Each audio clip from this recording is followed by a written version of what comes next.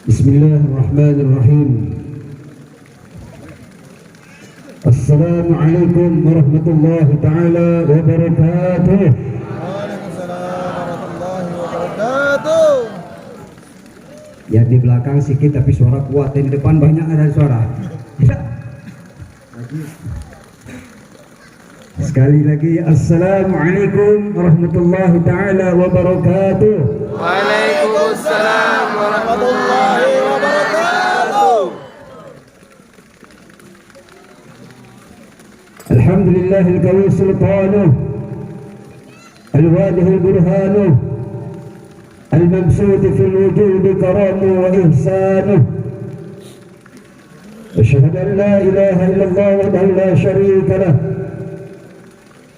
wa nashhadu anna sayyidana Muhammadan abduhu wa rasuluh. Allahumma salli wa sallim wa karrim wa barik ala sayyidina Muhammadin ibtahi babi rahmatillah adada ma fi ilmillah salatan wa salaman daiman bidawami mulkillah wa ala alihi wa ashabi wa man tabi'ahum bi ihsan ila yaumiddin, amma ba'd. فقال تعالى يا أيها الذين آمنوا اتقوا الله حق تقاته ولا تموتن إلا وأنتم مسلمون. قال أيضا كل نفس ذائقة الموت وإنما توفون أجوركم يوم القيامة فمن زحزح عن النار وادخل الجنة فقد فاز وما الحياة الدنيا إلا متاع الغرور. وقال أيضا فمن يعمل مثقال ذرة خيرا يره ومن يعمل مثقال ذرة شرا يره.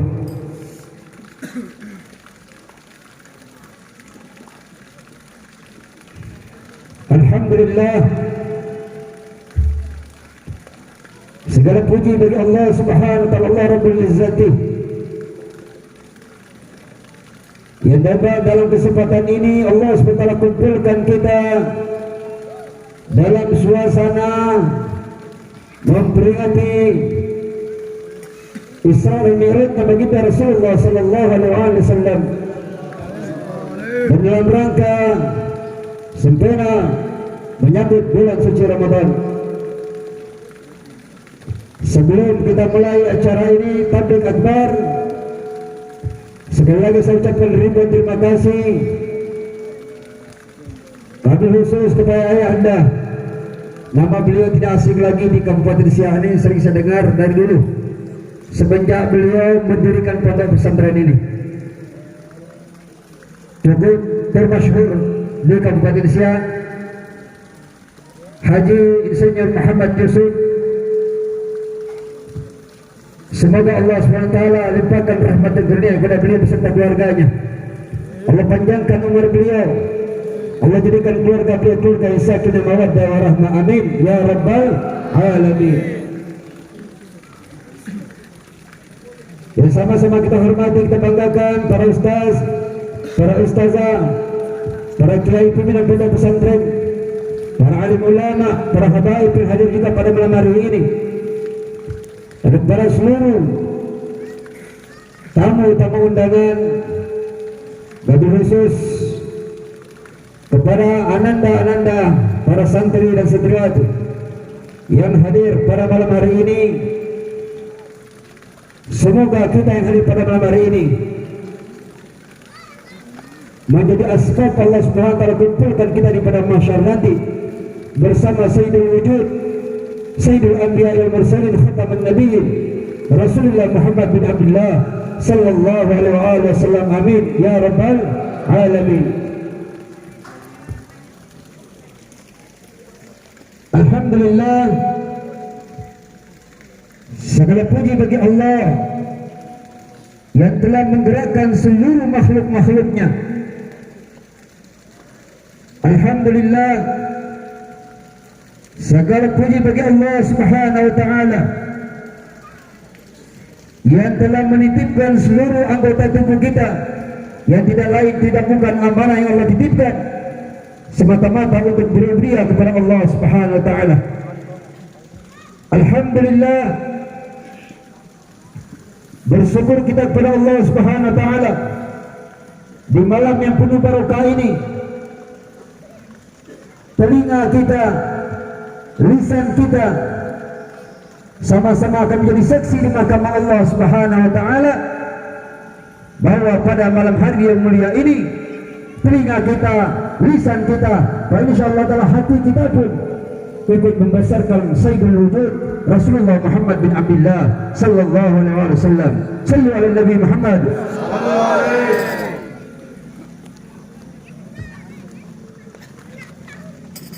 Bapak-bapak, ibu-ibu yang tidak bisa disebutkan satu persatu nama antum semua, saya ucapkan ribuan terima kasih atas kehadirannya pada malam hari ini.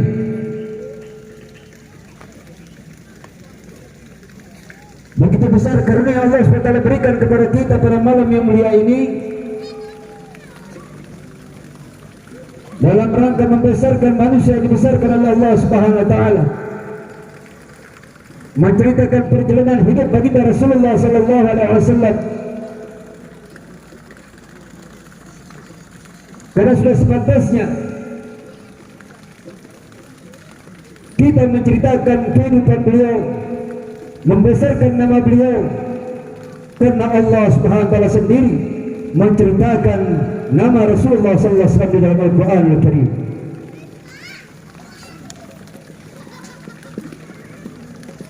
Bapak-bapak, ibu-ibu yang dimuliakan Allah Subhanahu wa taala, di saat kita mensyukuri nikmat Allah Subhanahu wa taala, maka kita tanyakan diri kita, apakah cukup lisan ini mengucapkan rasa syukur dengan alhamdulillah? Al-Alama Al-Hadud Salim Asy-Syatiri katakan, tidak cukup, kata beliau.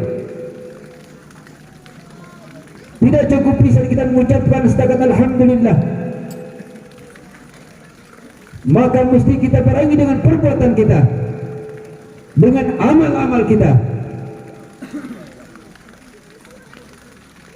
Demi Allah, seluruh fasilitas yang Allah titipkan kepada kita nantinya akan dipersoalkan di mahkamah Allah Subhanahu wa taala.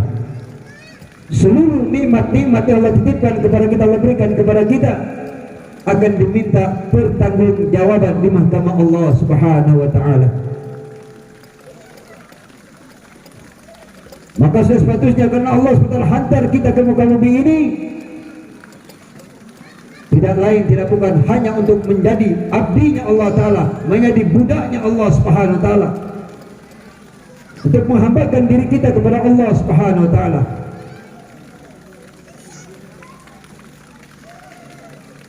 Bapak-bapak, ibu-ibu dan anak yang kami cintai, dalam kesempatan yang mulia ini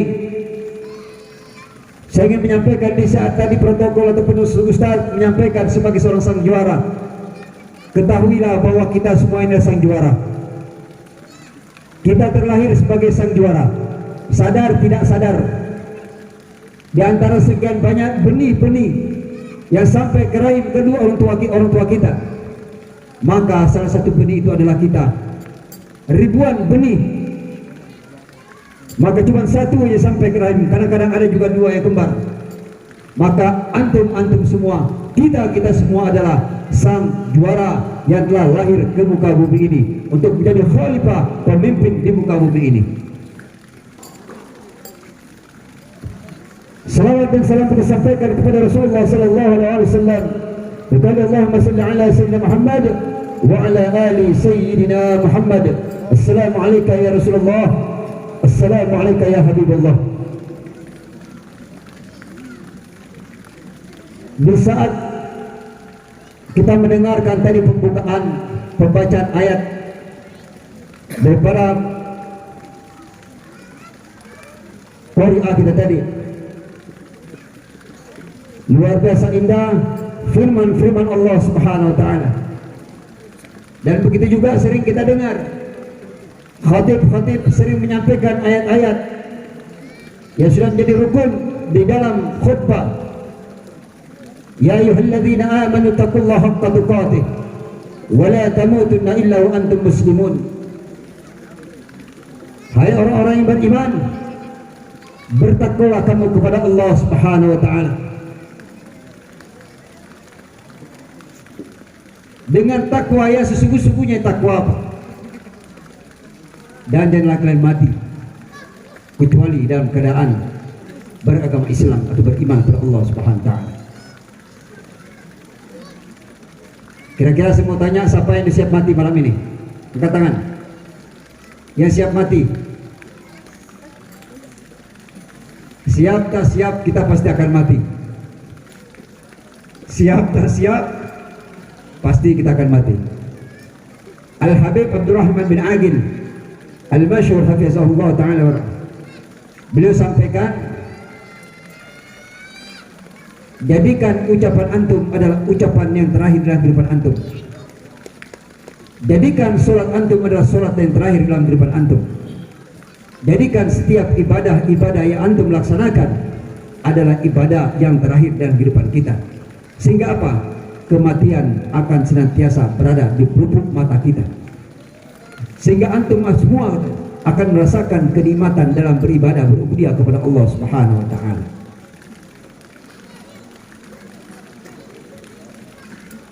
Semua kita akan kembali kepada Allah Subhanahu wa taala, suka tidak suka, mau tidak mau. Presiden ma, gubernur ma, bupati ma, habib ma, mati semua. Gak ada yang gak mati. Santri ma, mati. Kapan matinya?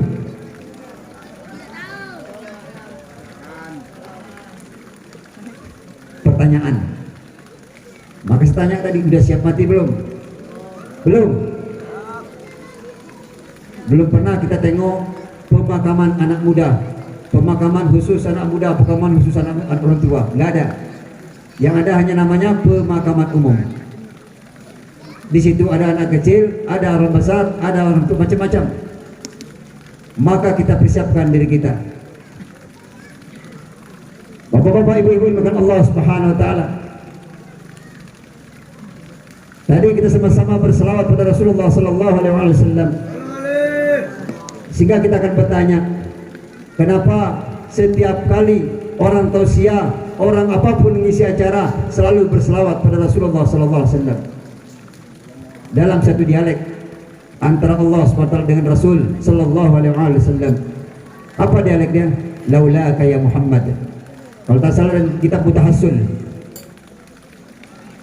laulaka ya Muhammad, kalau bukan karena engkau ya Muhammad, insyaallah taala pemukul-pemukul hadro, tangan antum hadro yang antum pukul mudah-mudahan akan menjadi saksi di mahkamah Allah Subhanahu wa taala nantinya.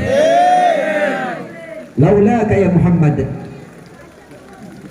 Saudara-saudara yang alergi dengan selawat, mudah-mudahan terbuka, termotivasi diri kita, ya, sehingga timbul rasa cinta kita, mahabbah kita kepada Rasulullah sallallahu alaihi wasallam. Sama ada antum mau berselawat dengan sendiri-sendiri, dengan diam-diam di dalam kamar, dimanapun antum berada, ataupun dengan cara berjamaah seperti ini, Pak, insyaallah taala salawat itu akan sampai kepada Rasulullah sallallahu alaihi wasallam dan akan kembali kepada kita. Laulaka ya Muhammad. Kalau bukan karena engkau ya Muhammad, ma khalaqtul aflaq. Lamma khalaqtul aflaq, Allah SWT tidak ciptakan dunia ini. Hatta siapapun Allah SWT tidak ciptakan. Kalau bukan karena Rasulullah sallallahu alaihi wasallam. Bu,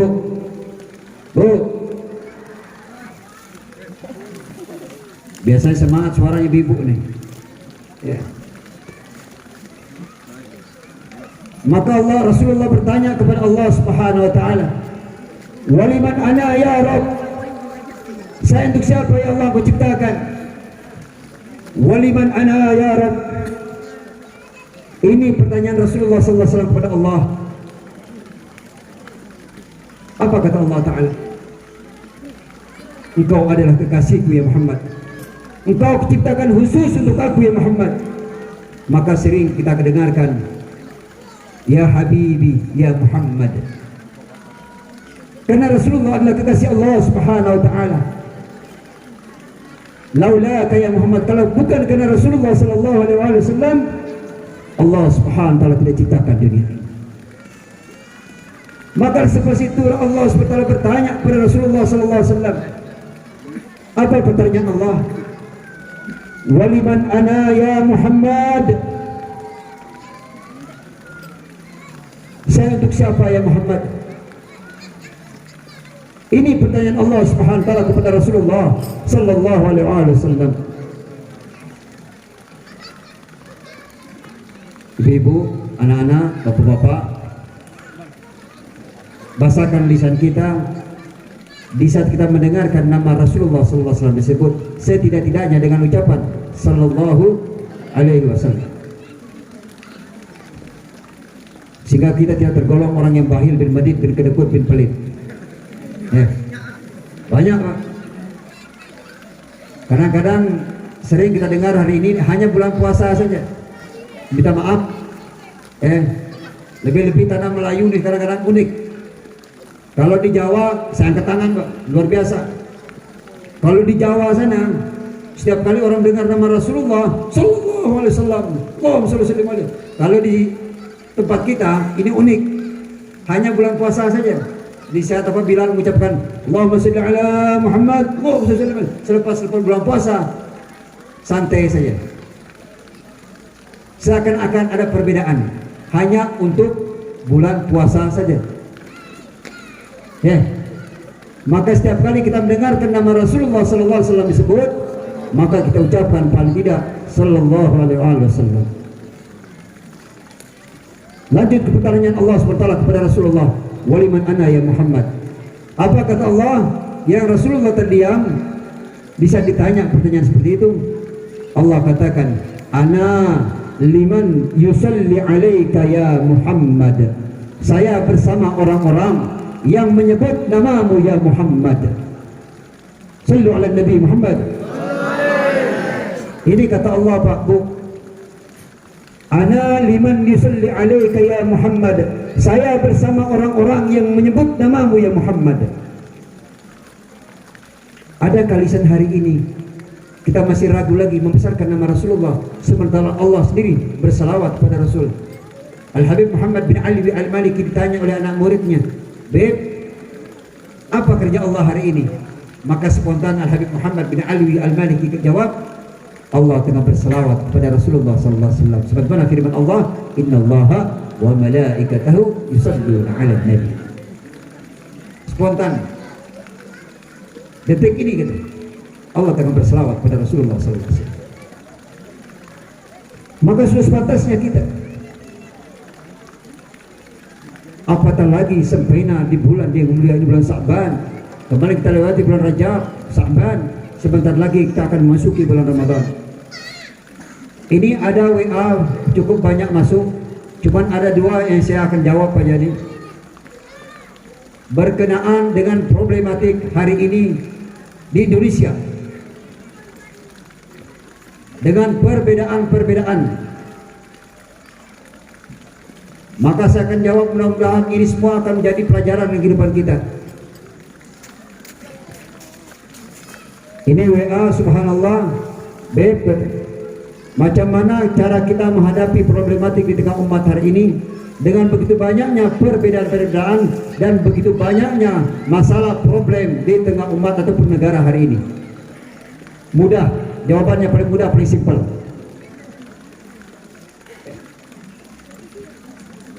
Nanti kita ceritakan Rasulullah sallallahu alaihi wasallam tentang Isra Mi'rajnya. Ini baru sesi pembukaan. Kita akan sampai jam 12 ya? Boleh? Jadi sampai jam 12 insyaallah. Jam 12 saya nanti pulang. Ya. Yang sini dulu sampai jam 12, nanti Habib pulang ya.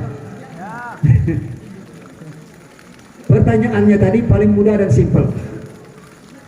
Coba saya mau tanya, angkat tangan kita semua insyaallah taala yang hadir pada malam ini, orang-orang yang cinta dengan ziarah ke makam aulia orang saleh, coba angkat tangan. Yang hobi ziarah ke makam orang-orang saleh, sultan, para habaib, para kiai, Coba angkat tangan. Semua kita cinta ziarah kepada makam-makam mereka. Dan ini sudah cukup menjadi jawaban dari pertanyaan problematika umat hari ini. Cukup menjadi jawaban kita, Pak. Materi pelajaran pertama. Baik, kita buka satu persatu. Di saat kita ziarah ke makam orang soleh, pertama yang kita ucapkan apa? Doa ziarah kubur. Ada orang baca assalamualaikum ahli diyar minal mu'minin wal mu'minat wal muslimin wal muslimat wa yarhamullahu lil mustaqdimin minkum wal mustakhirin ila akhir. Sadar tidak sadar, yang mengajak kita berdoa tadi siapa? Dengan izin Allah Subhanahu wa taala, asbab kita datang ziarah ke makam saudara kita atau makam orang saleh, makam aulia. Ini pelajaran pertama. Pelajaran yang kedua, di saat kita sampai ke makam Nabi, ada saudara-saudara kita yang baca tahtim, tahlil, dan doa. Sering kita tengok kadang-kadang mereka dengan perbedaan. Pada satu saya ziarah ke makam Sunan Ampel ataupun di makam Sultan Siak. Kebetulan saat di situ sholat, kadang-kadang ada 2-3 mobil ziarah, kampungnya berbeda-beda. Bu, Pak, dengar kan? Ini akan jadi pelajaran yang di depan kita. Mereka dengan gaya mereka berbeda-beda, zikir mereka berbeda-beda. Ada orang zikir la ilaha illallah, ada satu lagi lain kampung lagi. Ini saya tengok, saya tanya, Bapak dari mana? Dari Padang kata. Apa zikir ini? La ilaha illallah, la ilaha illallah. Ada kampung lain lagi berbeda lagi. Illallah. Subhanallah. Ajibnya, dengan zikir mereka berbeda-beda, mereka damai, tenang, tidak ada satupun mereka kelahi. Dengan perbedaan mereka di sekitar makam orang soleh, makam sultan, tidak ada satupun kita dengar mereka cecok. Ustaz, ikut zikir saya ini enak sedikit didengar. Kiai, zikir saya ini enak, nggak ada. Semua dengan zikir mereka masing-masing. Siapa yang menyatukan mereka? Dengan izin Allah Subhanahu wa taala, makam aulia, makam orang soleh. Betul? Sadar tidak sadar? Yang mengajak mereka berzikir siapa? Siapa? Dengan izin Allah Subhanahu wa taala, makam aulia, makam orang soleh yang mengajak mereka berzikir. Kalau tidak mereka ziarah, apa kerja mereka? Kadang-kadang dia cerita masalah anak, dia cerita kebun sawit dia cerita macam-macam. Semua diceritakan yang tidak ada hubungan dengan agama Allah Subhanahu wa taala. Pelajaran yang keempat, asbab kita datang ziarah ke makam orang soleh, seluruh makam-makam orang telah kembali kepada Allah Subhanahu wa taala, mendapatkan manfaat doa daripada kita.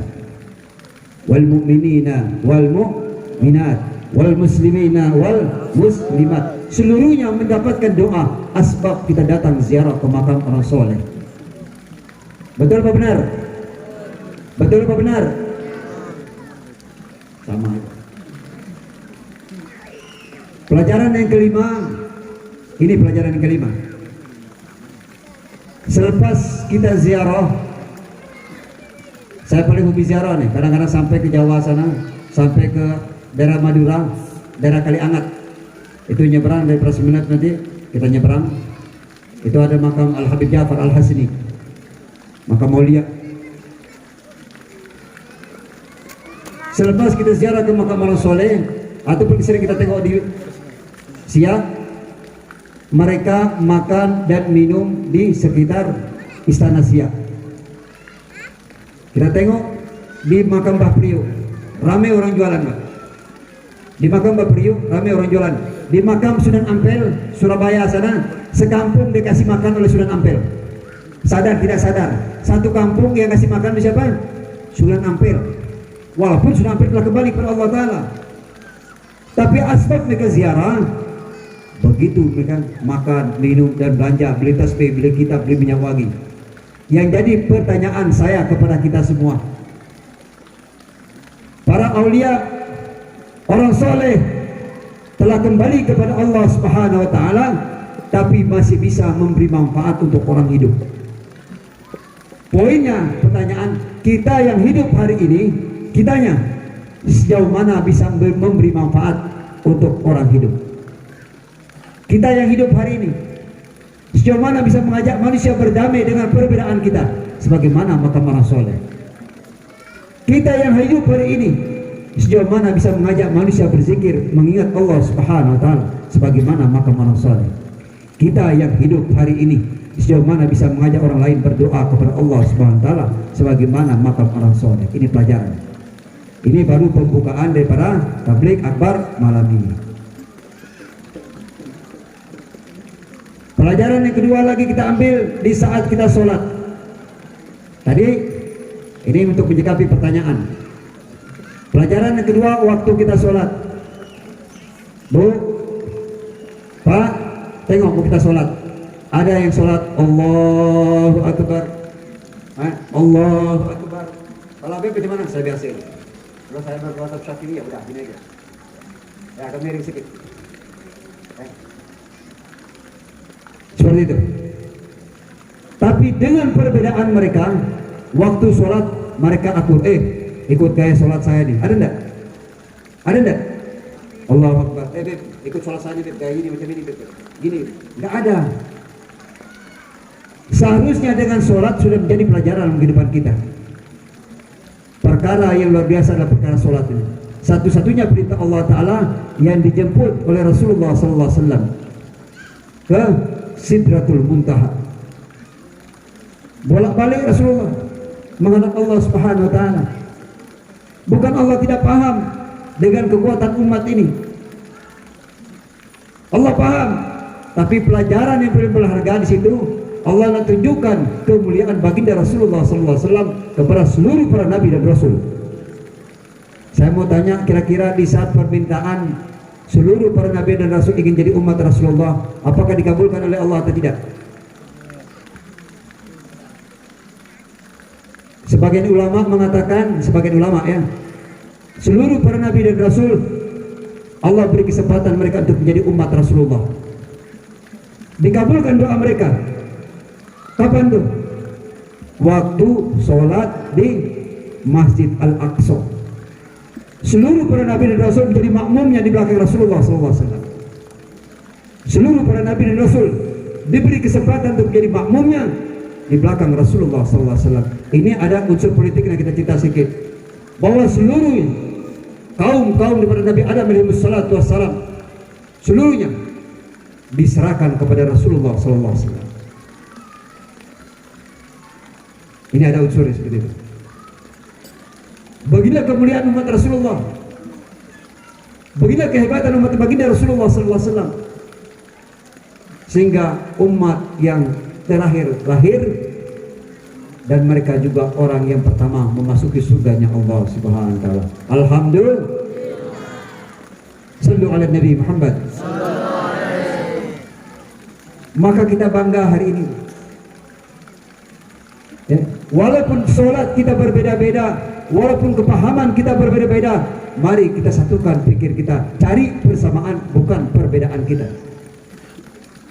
Sebagaimana makam orang soleh aulia tadi, mereka bisa menyatukan kita dengan perbedaan sebaik apapun.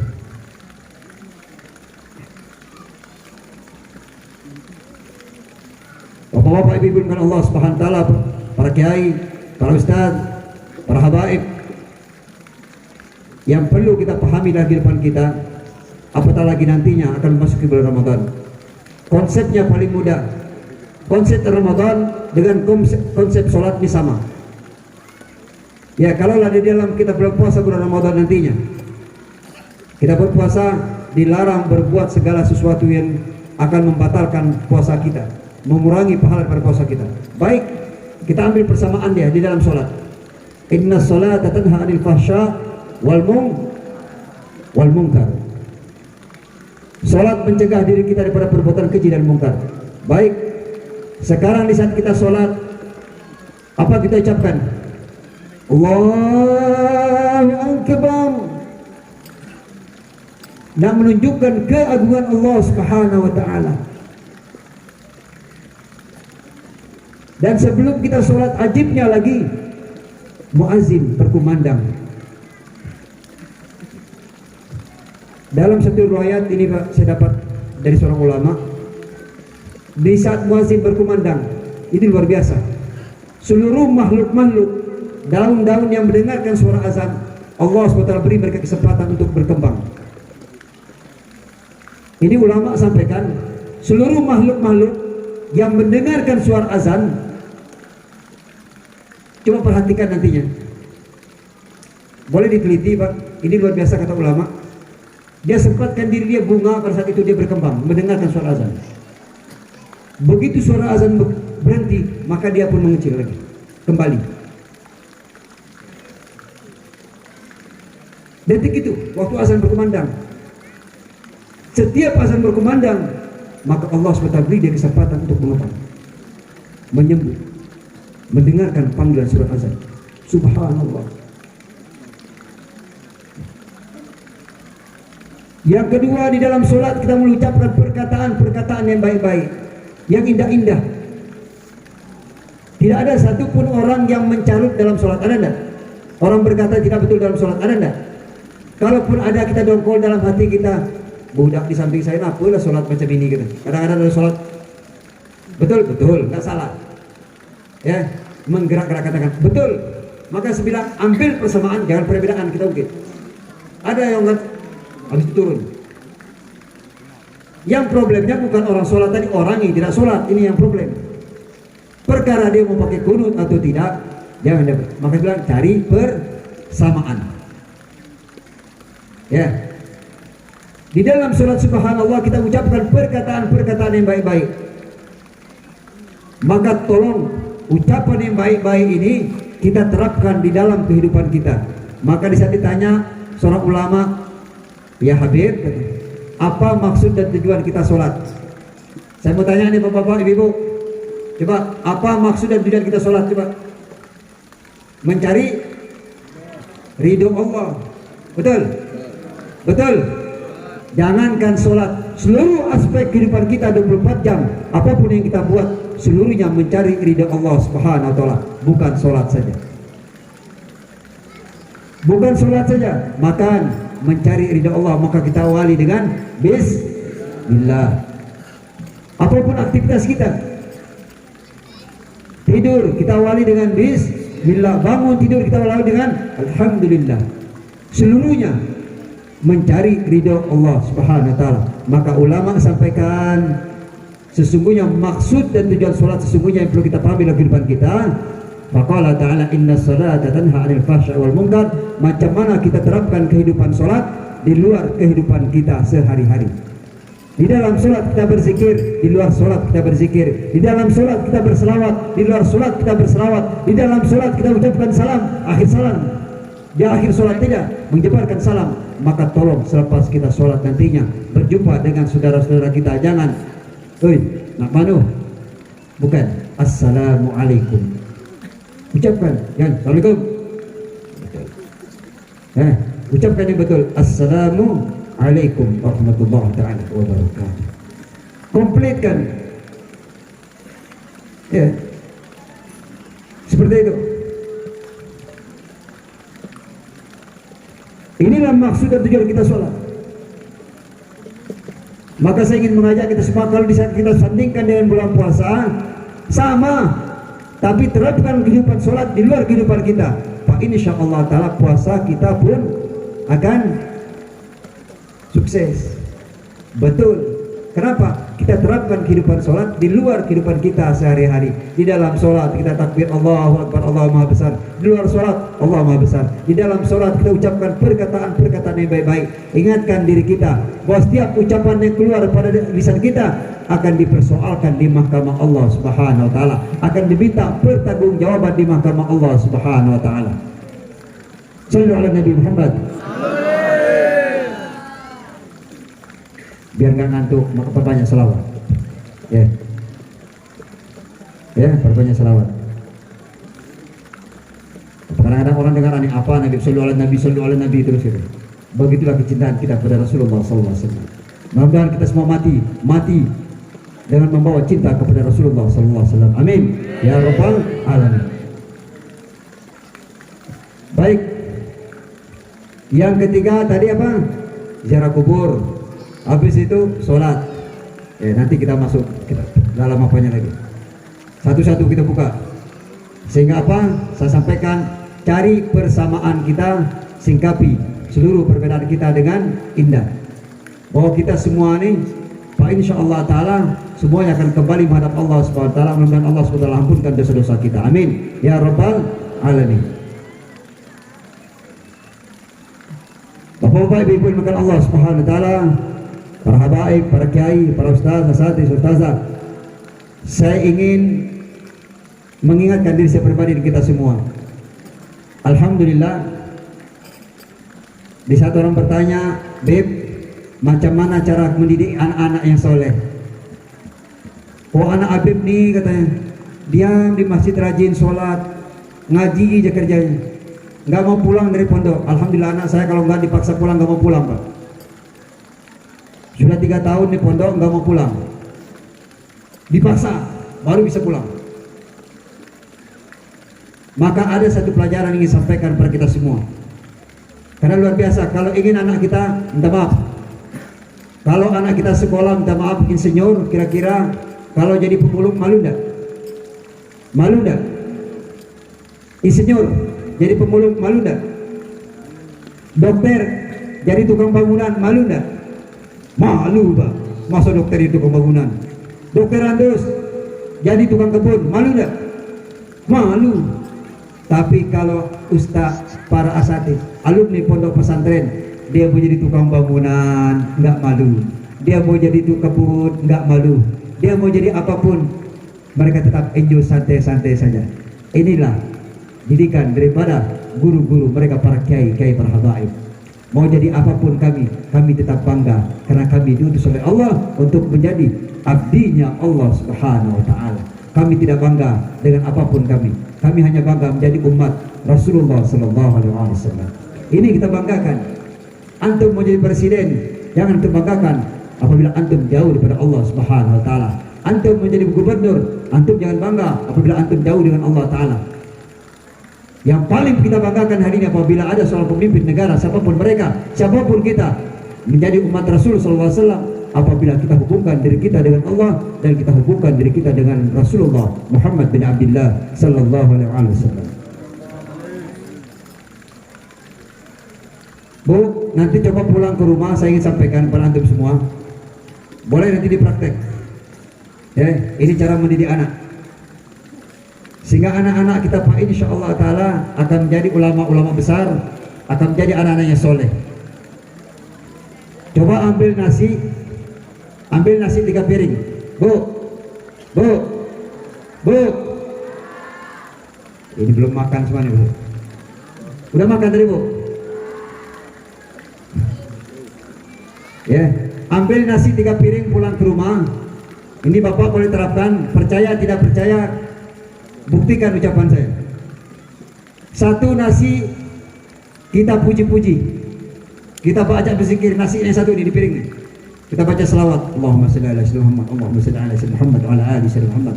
Kita baca selawat, subhanallah walhamdulillah. Kita puji-puji nasi, masya Allah, nikmatnya barokah luar biasa. Kita puji. 1 nasi lagi kita maki hamun. Apalah nasi ini gini.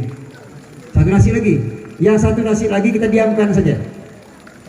1 nasi lagi, kan 3 piring tadi, kita diamkan saja. Ini pelajaran ya.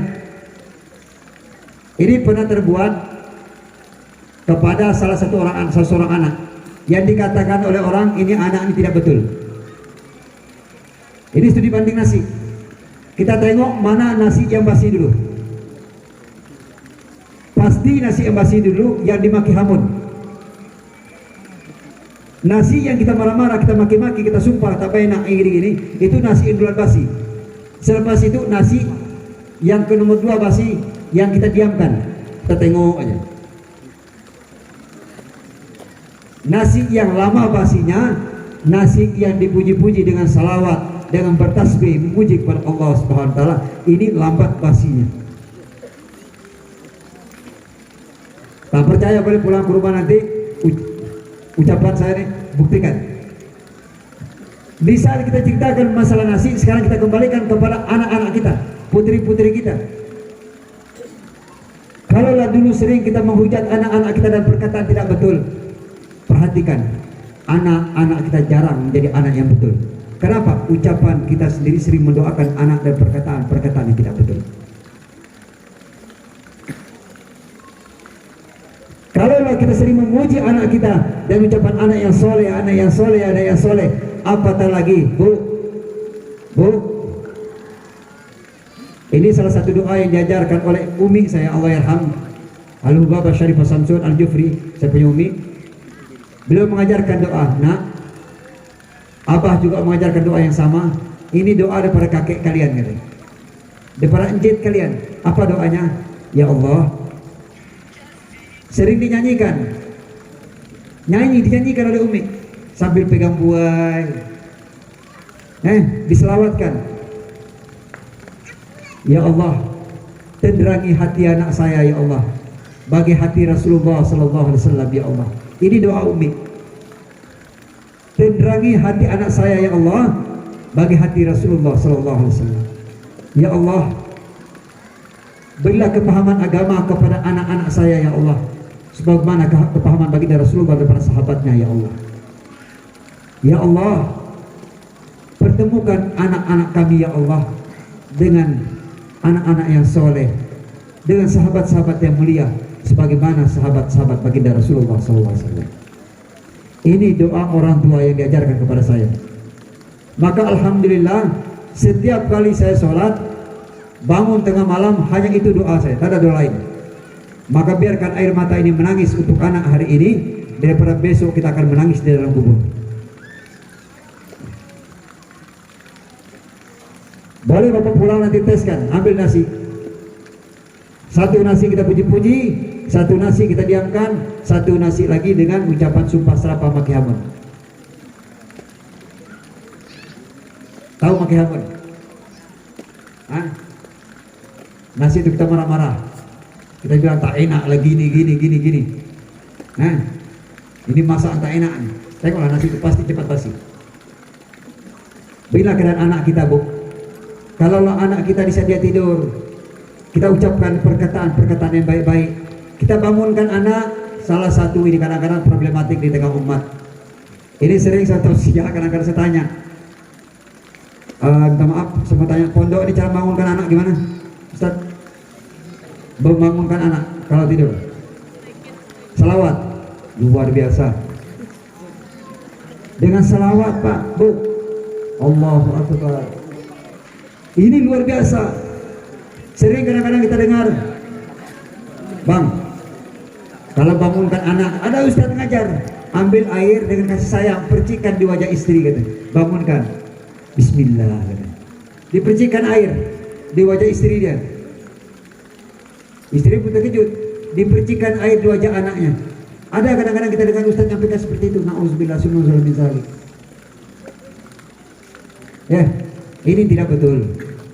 Maka kita bangunkan anak kita paling tidak dengan ucapan, kita bisikkan di telinga dia, Assalamualaikum warahmatullahi wabarakatuh, sampai dia sadar terbangun. Maka akan dijawab Waalaikumsalam warahmatullahi wabarakatuh. Setiap hari bangunkan doa dengan anak-anak dengan doa. Biasakan telinga mereka setiap hari di saat mereka tidur, kita bangunkan dengan doa. Apa adalah dengan salawat, dengan salam, dengan zikir, bertasbih puji Allah Subhanahu wa taala. Dengarkan kebesaran Allah di telinga anak-anak kita. Bukan anak kita saja, bangunkan istri gitu juga. Suami, istri bangunkan suami gitu juga. Bisikkan di telinga suami, Assalamualaikum warahmatullahi wabarakatuh. Selepas itu kalau kita mau bisikkan di telinga istri, Assalamualaikum warahmatullahi wabarakatuh. Begitu menjawab istri, kita sampaikan, Dek, ini ada duit 10 juta, pasti cepat bangun. Selepas itu ucapkan salam samping istri kita, Assalamualaikum Adinda, ini ada duit 10 juta, langsung dibangun, yakin ya? Iya, spontan, betul Bu? Betul Bu? Kalau pagi-pagi hari dibangunkan ucapan Assalamualaikum, langsung dibisik, Adinda, Umi, sayangku, buah hatiku, engkaulah bulan, engkaulah bintang, gara-gara engkaulah aku banyak utang, ini ada uang 10 juta. Langsung bangun ibunya. Ini pernah saya buat kepada istri saya, Pak. Ini saya berdoa, saya utamin, alhamdulillah selamat istri saya. Di saat istri saya mau melahirkan, ini saya cerita sedikit, Mudah-mudahan ini haratnya bohong sunnah. Ya, diperbolehkan dalam agama. Maka saya bisikan dalam istri saya mau melahirkan, karena nggak punya uang pada saat itu. Dek, alhamdulillah kakak dari Jakarta ngirim duit 13 juta. Wah, senang deh, kegirangan. Senang istri saya. Yang tadinya kepikiran mau melahirkan, kepikiran gak punya duit, ada duit cuma 6.000. Mau melahirkan. Saya bohong sebagai tahu istri saya. Dek, alhamdulillah kakak dari Jakarta ngirim uang 13 juta. Iya bang, ya alhamdulillah. Tekan Malang 12 juta juga dikirim. Duit kita ada 26 juta. Saya bisikan di telinga istri saya, senang. Begitu dia siap melahirkan, ditanya, "Di, mana uang 26 juta itu?" Kata, "Nggak ada," saya bilang. Tuh, dibilang tadi ada kakak ngirim. Iya, sengaja untuk menyenangkan hati istri saja.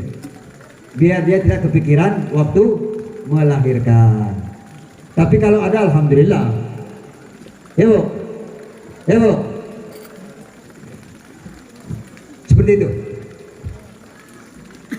Baik bapak-bapak ibu berkenan Allah Subhanahu wa taala, para habaib, para kiai, para ustaz, ustazah, dan seluruh jamaah. Yang pertama tadi kita ingatkan diri kita, ya, cari persamaan, singkapi seluruh perbedaan. Bahasa paling keren, paling enak, kita mudah kita singkapi. Pandang satu kebaikan yang ada pada diri saudara muslim kita. Pandang satu kebaikan yang ada pada diri saudara muslim kita. Tutup seluruh keburukan mereka. Ya, pandang satu kebaikan. Ingatkan sekali lagi. Pandang satu kebaikan yang ada pada diri saudara muslim kita. Tutup seluruh keburukan mereka. Pandang satu keburukan yang ada pada diri kita. Tutup seluruh kebaikan kita. Karena kita belum tentu lebih baik daripada orang lain. Ya. Ya. Tutup seluruh kebaikan kita. Karena kita belum tentu lebih soleh, lebih alim, lebih baik daripada orang lain. Pak, insyaallah ta'ala, di momentum dalam rangka menyambut bulan Ramadan ini, kita semua kembali kepada Allah Subhanahu wa taala, menghadap Allah Subhanahu wa taala dalam keadaan husnul khatimah. Amin ya rabbal alamin. Yang ingin saya sampaikan nantinya kepada bapak ibu semua, ini sering problematik di tengah umat. Alhamdulillah, ulama ajarkan kepada kita di saat kita akan menghadapi berbuka puasa nantinya. Ya, di saat kita akan menghadapi bulan puasa nantinya, berbuka puasa, jangan biasakan kita berjalan-jalan di saat kita akan berbuka puasa. Sibuk ke hulu ke hilir mencari berbuka puasa. Ini sering terjadi di tengah umat, Pak. Setiap bulan puasa sering kita tengok orang lalu lalang. Padahal azan sebentar lagi akan berjalan, mau dikumandangkan, masih sibuk berjalan mencari bukaan. Sadar tidak sadar begitu dengan azan di tengah jalan dia minum. Ya, alhamdulillah kalau di pondok ini tidak terjadi. Habib pondok di mana? Alhamdulillah saya mondok dengan kakek saya. Habis itu selanjutkan dengan guru saya Habib Hasan bin Usman Al-Hinduan. Selanjutkan lagi dengan Habib Agil, Habib apa? Segaf bin Agil Al-Hinduan. Mereka mengajarkan kepada kita apa? Sebelum antum berbuka puasa 1 jam ataupun setengah jam, antum duduk di situ, baca surat Al-Waqiah sebelum baca Ratibul Haddad. Belajarkan kepada saya. Alhamdulillah, begitu saya berkeluarga, saya coba amalkan sampai sekarang. Setiap bulan puasa saya amalkan bersama keluarga saya, sama ada saya ada di rumah atau tidak. Istri dan anak tetap mengamalkan. Sebelum mereka berbuka puasa, mereka duduk menyiapkan hidangan 1 jam. Mereka baca surat Al-Waqiah, baca Ratibul Haddad, dan dilanjutkan zikir Asmaul Husna. Baru lanjutkan dengan doa sampai berbuka puasa. Ini luar biasa mustajab. Maka saya pesankan kepada kita semua, tinggalkan gaya-gaya yang sering kita buat selama ini. Biasanya kita berjalan ke sana kemari mencari buka puasa. Maka 1 jam sebelum kita berbuka puasa, tolong kita awali dengan doa-doa dengan berselawat pada Rasulullah sallallahu alaihi wasallam. Baik, insyaallah mohon hadirat Pak selawat sebentar. Shalli wa sallim. Lanjut. Shalli wa sallim daiman ala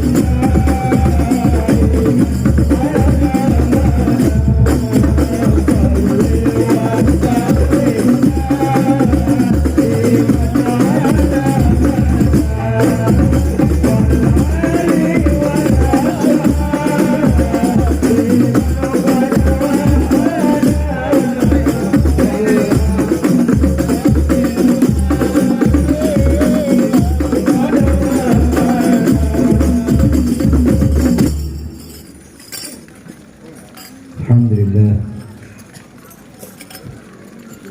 Kadang-kadang kalau kita pikir berselawat, Pak, rasanya haus kita. Ingin rasanya kita mati di saat berselawat seperti ini. Betul? Betul? Beginilah rasa cinta kita kepada Rasulullah Sallallahu Alaihi Wasallam. Maka kita kembalikan diri kita. Macam mana kita nak ajarkan anak kita? Sering disampaikan oleh para kiai-kiai kita, adibu auladakum ala thalatha khasah. Ajarkan anak kalian 3 perkara. Ajarkan anak kalian atas 3 perkara. Pertama, hubbu nabiyikum, cinta kepada nabi kalian. Macam mana cinta kita kepada nabi kita? Tidak cukup dengan setakat ucapannya. Makanya kita amalkan kehidupan baginda Rasulullah SAW di depan kita. Kita amalkan sunnah-sunnah baginda Rasulullah SAW di depan kita. Terapkan kehidupan agamis di dalam rumah tangga kita. Kita didik anak-anak kita dengan agama. Ajarkan cinta kita, anak-anak kita kepada Nabi SAW. Macam mana cinta mereka kepada Nabi. Ceritakan kehidupan Nabi.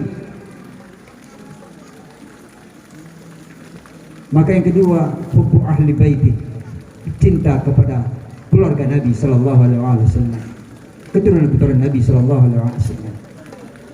Bu, kenapa saya sampaikan ini? Cuman kadang-kadang kalau kita sering menyampaikan, cinta ahli bait disangka kita orang Syiah. Ini kacau juga kan kadang-kadang. Padahal itu bukan. Kewajiban mencintai keluarga Rasul sebagaimana kita tengok di tanah Jawa sana, di Madura sana, di Jawa sana, pondok-pondok para kiai, para habaib sering disampaikan. Cuman kadang-kadang kalau di negeri kita Melayu di suatu hal yang aneh gitu. Apa orang ini gitu. Ini Habib gitu. Hormat pada Habib ini. Padahal itu perintah Allah Ta'ala. Qul la as'alukum alaihi ajran illa al-mawaddata fil qurbah. Ini perintah Allah dalam Al-Quran, bukan kurba. Kalau Pak purba ini kan, apa disebut kurba? Qul la as'alukum alaihi ajran. Qul dalam bahasa pondok ini fi'il mudhari, perintah. La as'alukum alaihi ajran, aku tidak minta upah atas ajaran. Illa terkecuali kata Allah, mawaddata fil qurba, kecintaan pada keluarga. Maka sampaikan kepada umatmu ya Muhammad. Banyak hadis-hadis lagi diajarkan Rasulullah SAW. Maka kadang-kadang sering kita dengar minta maaf. Kalaulah hari ini ada kepahaman kita, sering saya tanyakan kepada di dalam pengajian ada orang-orang baru. Ini Al-Quran, ini hadis, ini ulama. Mana kita pilih? Mana kita pilih nak? Mana kita pilih? Al-Quran, hadis, ulama. Mana kita pilih? Al-Quran. Yang perlu kita pilih itu ulama. Yang paham Al-Quran dan hadis adalah ulama. Al-ulama warasatul anbiya. Jangan pegang Al-Quran dan hadis dulu, karena kita bahasa Arab pun tak paham. Macam mana kita mengartikan Al-Quran? Tak boleh. Akhirnya kita mengartikan Al-Quran dengan hati kita sendiri, mengertikan hadis dengan secara kita sendiri. Maka datanglah kepada ulama. Di sini ada guru kita, ada ustazah kita. Tanya, begitu caranya. Itulah dikatakan ilmu yang bersanad. Jangan kita belajar dengan saya Google. Sana sanadnya. Datang kepada kiai-kiai kita. Seluruh kiai-kiai itu mereka punya guru. Maka ada namanya sekarang hari ini garis keturunan pada Rasulullah SAW, dan ada dari garis keilmuan pada baginda Rasulullah. Sama-sama kuat ini. Maka dikatakan ulama warasatul anbiya, pewaris para nabi. Ini kadang-kadang kita nengok guru kita, kadang minta maaf anak-anak, Bu, tidak ada namanya mantan guru. Betul? Ada nama mantan guru? Nggak ada.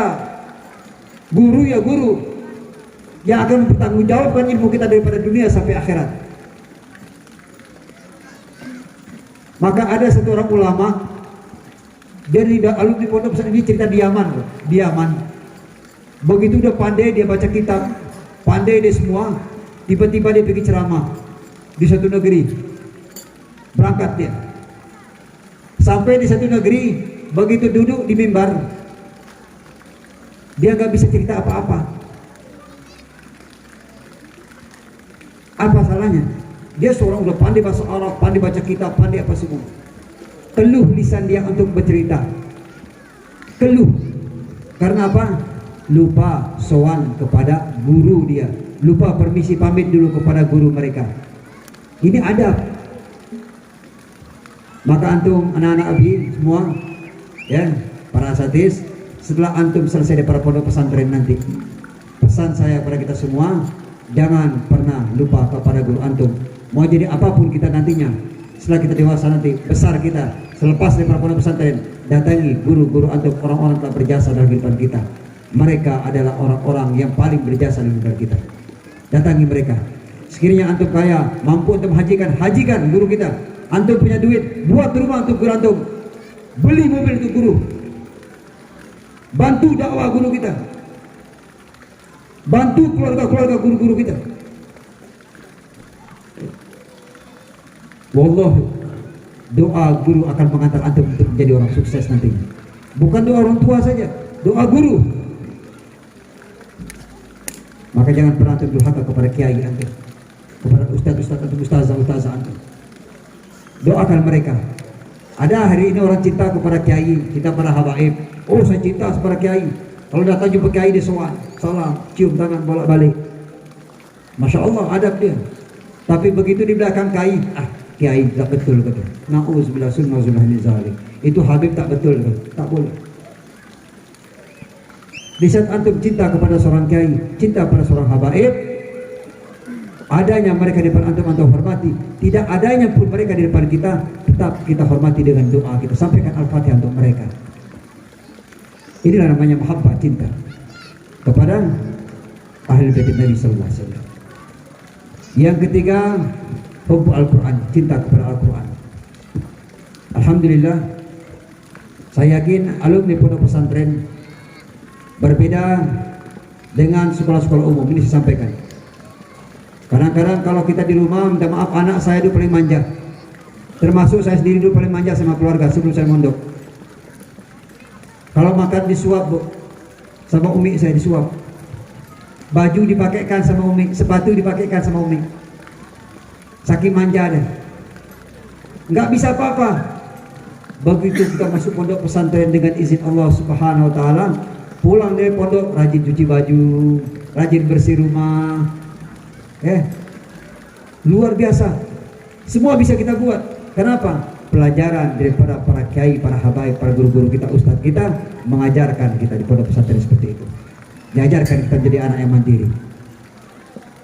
Berbeda, Bu. Maka saya bilang luar biasa.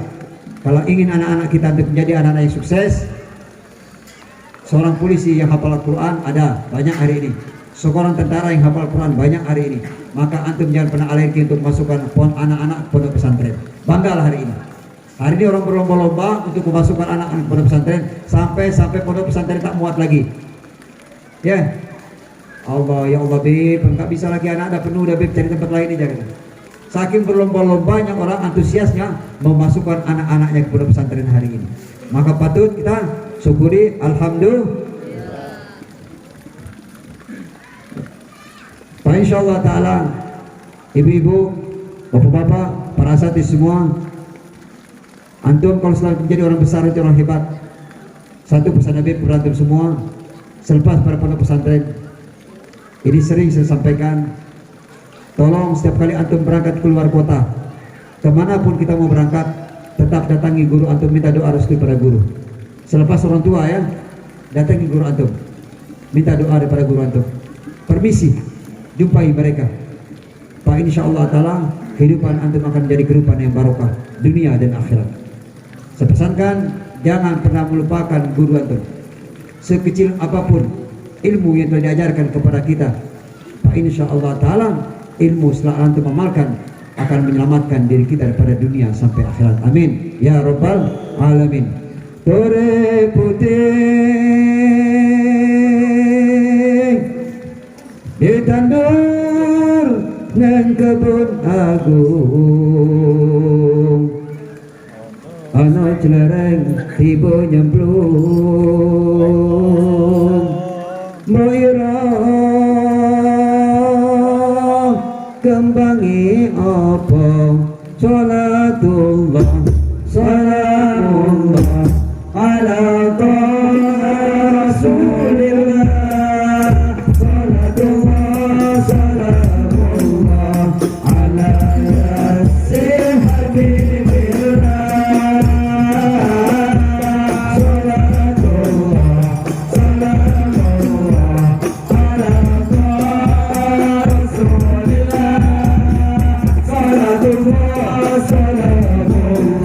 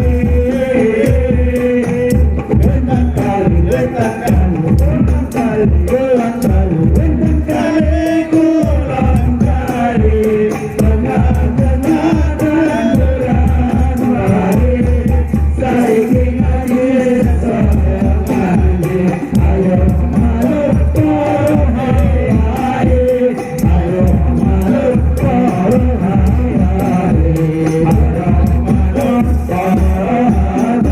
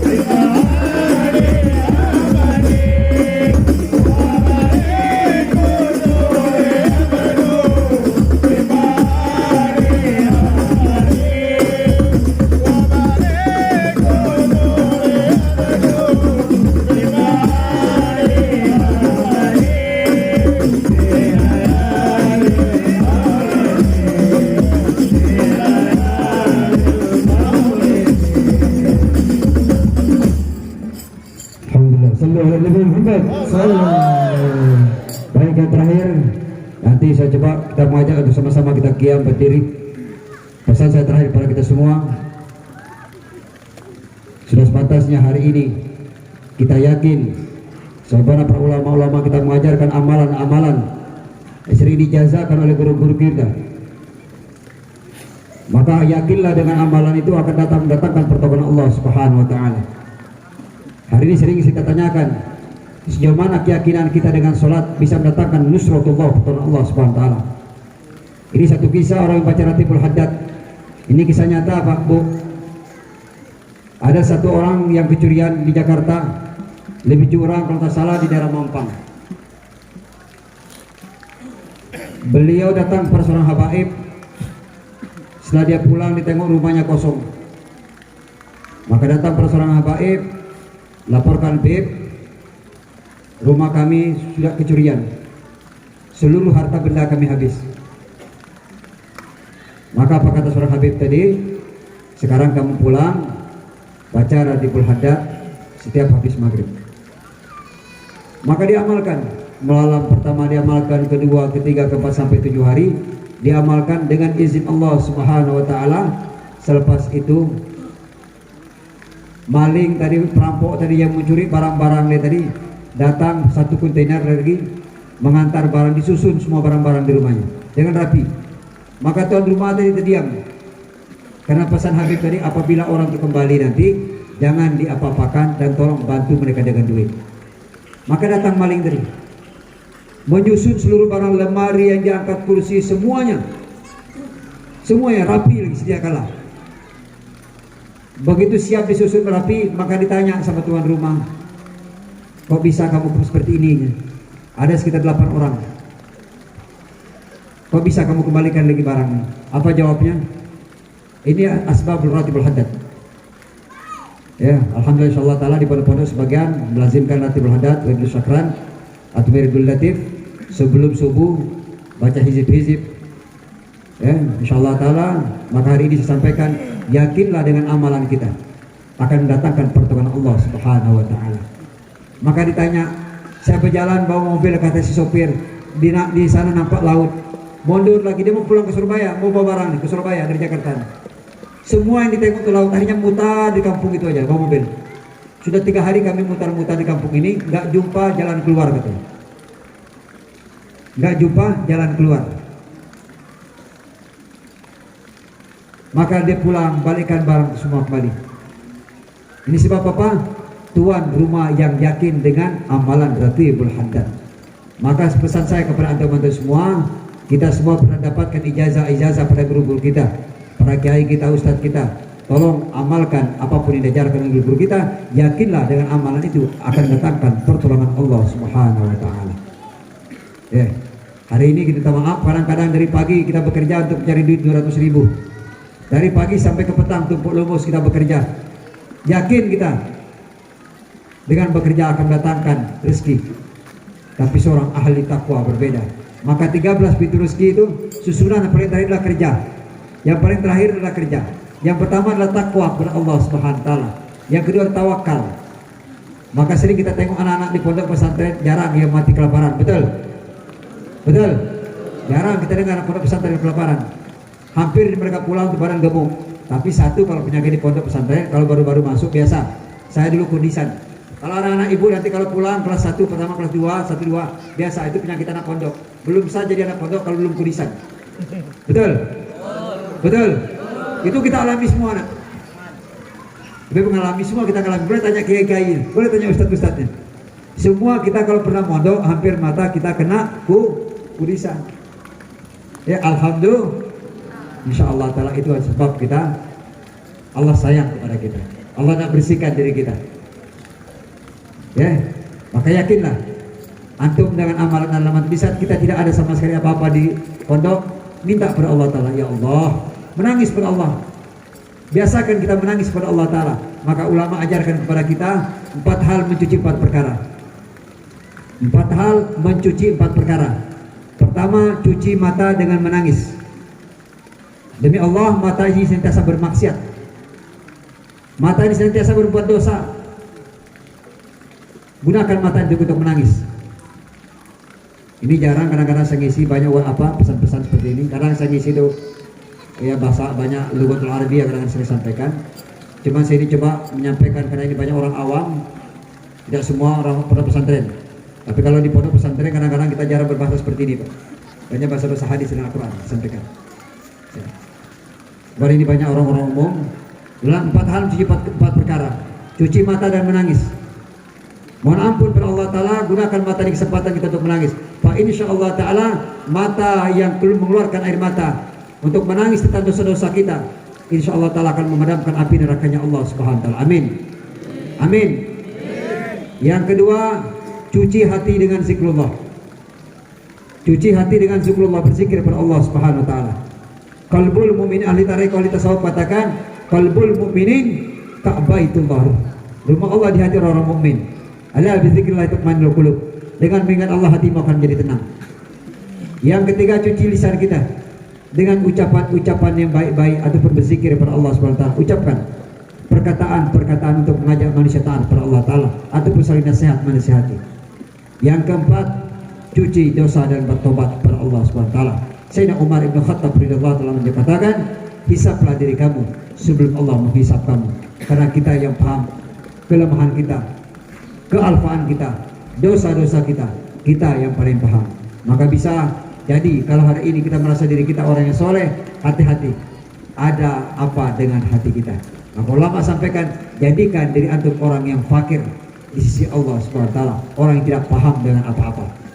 Yang kedua, terakhir saya pesankan kepada kita semua, minta maaf, problematika tiga umat di zaman ini, kadang-kadang kita malas datang ke majelis-majelis ilmu, majelis-majelis taklim, betul? Bu, paling banyak orang hari ini. Ada ustadz kadang ini ustadz saya tidak sejalan dengan saya. Ini kiai ini, ini tak betul nih. Ini ustadz ini tak betul, ini habib tak betul. Jangan. Saya pernah ngisi di Jakarta bolak-balik, alhamdulillah sebelum pandemi.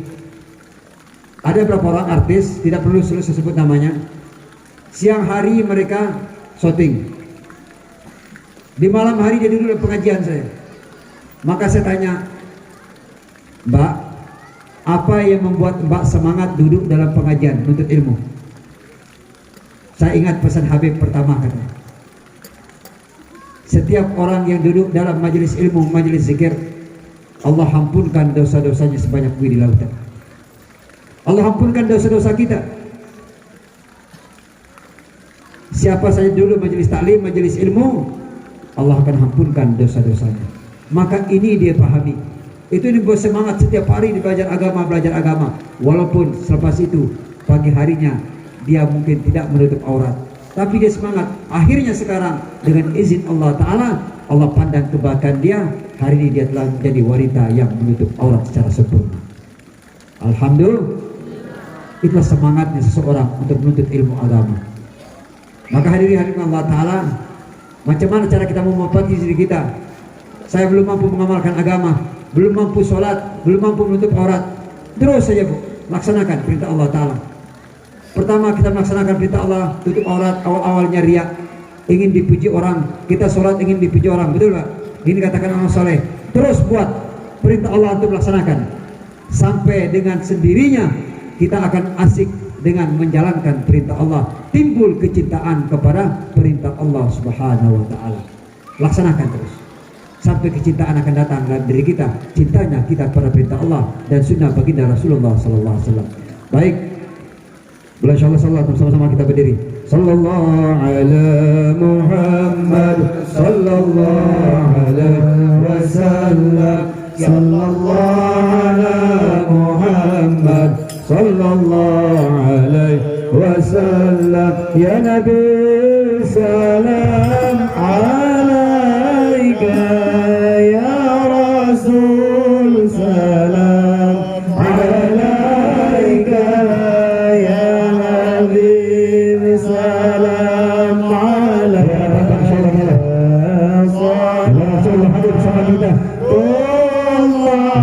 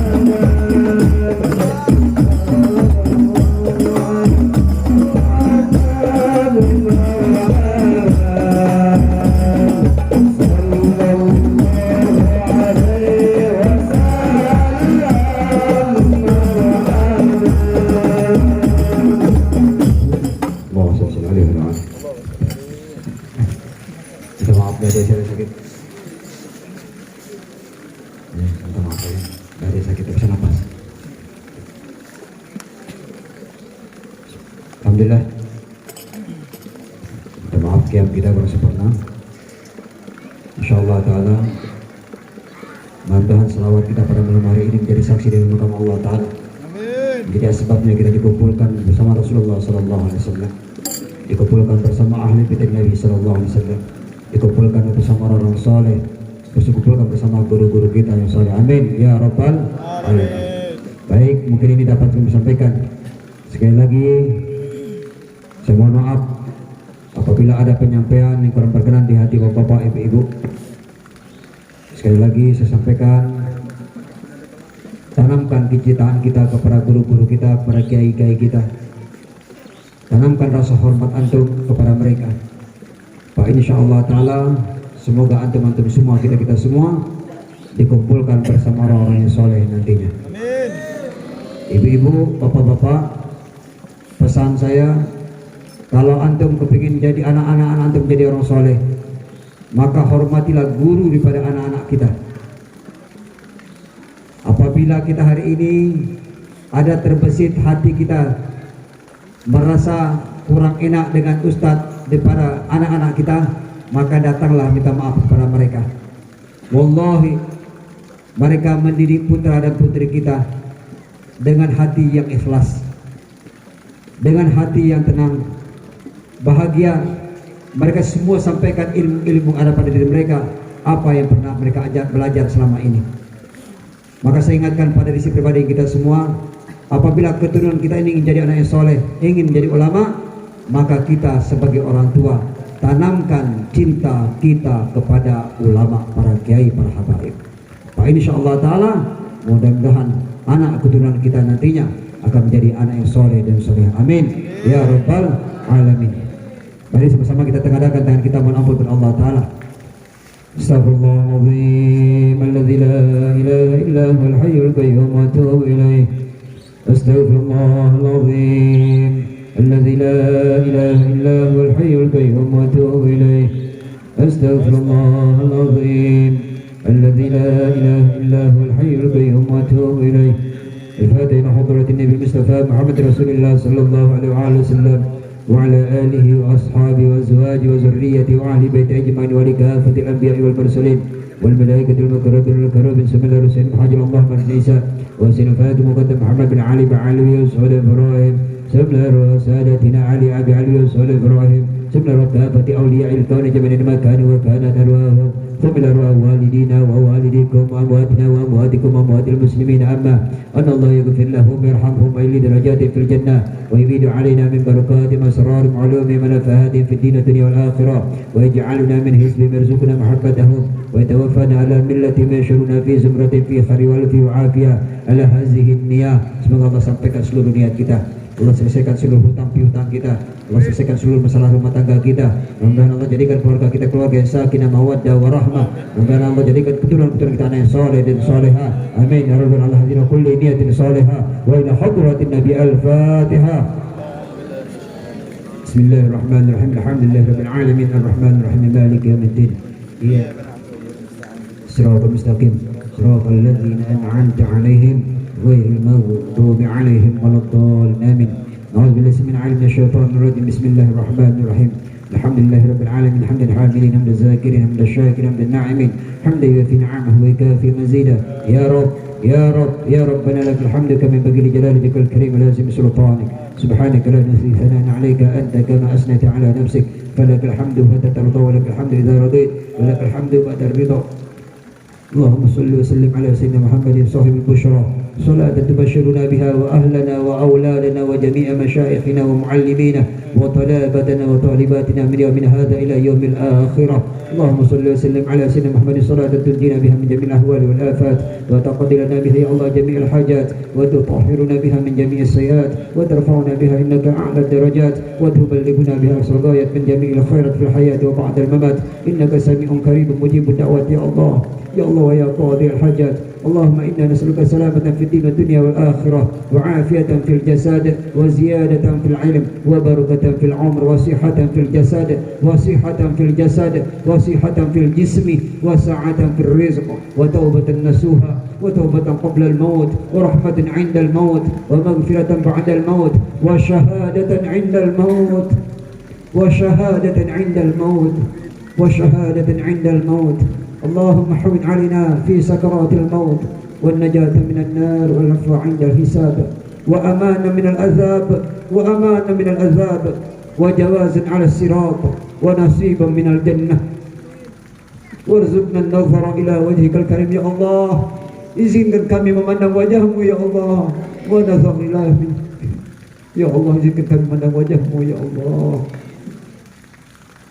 اللهم ربنا هب لنا من ازواجنا وذرياتنا قرة اعين واجعلنا للمتقين اماما اللهم انا نستحفظك ونستودعك ادياننا وابداننا وانفسنا واهلنا واولادنا واموالنا وكل شيء اعطيتنا اللهم جبلنا بالعافيه والسلامه وفقنا بالتقوى والاستقامه واعزنا من موجبات الندامه انك سميع الدعاء ربنا آتنا في الدنيا حسنه وفي الاخره حسنه وقنا عذاب النار وصلى الله على سيدنا محمد وعلى اله وصحبه اجمعين سبحان ربك رب العزه عما يصفون وسلام على المرسلين والحمد لله رب العالمين. Sekali lagi ucapkan jazakallah khair jaza. Semoga kehadiran kita pada malam hari ini menjadi asbab bila dikumpulkan oleh Allah Ta'ala di mahkamah Allah Ta'ala bersama Rasulullah SAW. Amin ya rabbal alamin. Wabillahi taufiq wal hidayah. Wassalamualaikum warahmatullahi ta'ala wabarakatuh.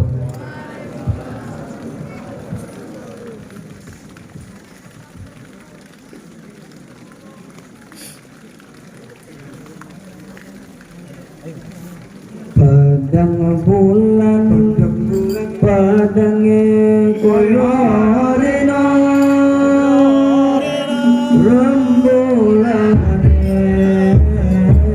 sing awe Good.